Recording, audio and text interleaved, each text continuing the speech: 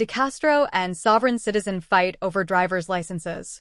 In what best could be described as a meeting of alleged con men, Jose, Chille, DeCastro briefly hosted Cameron, power inherent in the people, Wilson, on his early Tuesday morning live stream, the second live stream in 24 hours for DeCastro.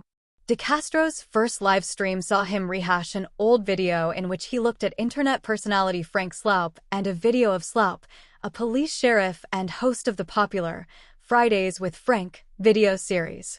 Sloup has apparently offended DeCastro by featuring Sloup's mother on his show, with DeCastro strongly objecting to the show's presentation of Sloup's mother, a non-police entity, deciding the fate of offenders Sloup allegedly pulled over as part of his job. DeCastro made multiple attacks on Sloup as he watched the video, then decided that Sloup's mother gave birth to a lizard person. Without missing a beat, DeCastro then declared that the moon landing in 1968, it happened in 1969, was a hoax because while he hasn't researched it, there was no way someone could land on the moon and broadcast from the moon when he can't always get a good signal when he live streams his audits. The less said about the first live stream, the better.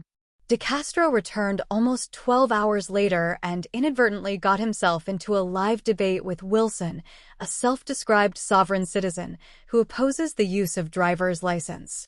DeCastro got himself into a shooting war recently with sovereign citizens when he featured a video of a female sovereign citizen having her car impounded for not having license or proof of registration. While DeCastro has called driver's licenses and the requirement to register cars a scam in the past, he admitted, and repeated that admittance on this live stream, that they were a necessary evil because both his indestructible trifold product and his 5A cop cards rely on the use of both to be effective. Appearing surprised that Wilson accepted his challenge to appear on panel, which happened a little after 1 a.m. Eastern Time, DeCastro questioned Wilson's claims to have beat every court case since he started challenging the need for driver's licenses 9 years ago. Wilson advocated that it was easy to get out of tickets and sometimes having a car impounded and staying in jail overnight was part of the process. DeCastro sternly objected to the idea of being arrested, stating that he would never be willingly arrested for a traffic infraction as it gave police the opportunity to do a cavity search and look up my butthole. DeCastro lingered a little too long on the cavity search subject, stating that he had been cavity searched over 20 times during the 4 months he was imprisoned in the Clark County Detention Center in Las Vegas last year. Continuing, DeCastro said he still had nightmares of groups of people looking up his butthole, and it was the cause of the brain fog he was experiencing until it cleared up at Thanksgiving, which DeCastro stated was 5 weeks ago.